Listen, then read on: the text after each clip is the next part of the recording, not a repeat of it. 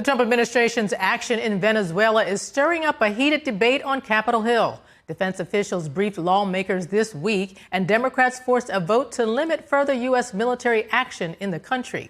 NTD's Melina Weisskopf has the Capitol Hill roundup. Republicans returned to Capitol Hill this week, quick to defend the Trump administration's removal of communist dictator Nicolas Maduro from Venezuela.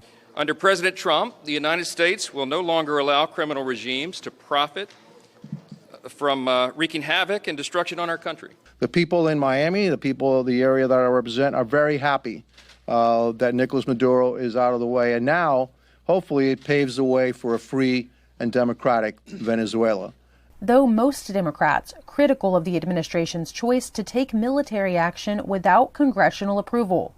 On Thursday, Democrats and 5 Republicans advanced a resolution to curtail President Trump's authority to order further military action on Venezuela. And then a debate, finally, after months, about this military operation. Following a classified briefing from defense and justice officials, some lawmakers raised concerns about what they described as a lack of clarity on the plans ahead.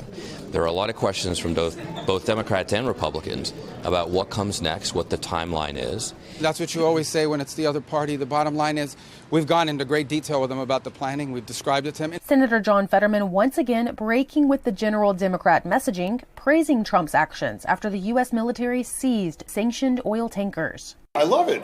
I love it. Finally standing up and pushing back on Russia. As for other key congressional action, House lawmakers held the first public hearing to expose a multi-billion-dollar fraud scheme taking place in Minnesota. And Minnesota's Democrat leadership have either been asleep at the wheel or complicit in these crimes. One state lawmaker revealed that people who tried to report the fraud faced retaliation. Threats of being fired with cause, which means you do not get unemployment insurance in the state of Minnesota, being blacklisted from all state agencies. Minnesota Governor Tim Walz has repeatedly defended his handling of the massive fraud, but following national scrutiny, he decided to drop his re-election campaign to serve for a third term. Democrat Senator Amy Klobuchar is now eyeing the spot. In other news, lawmakers are grieving the passing of late Congressman Doug LaMalfa.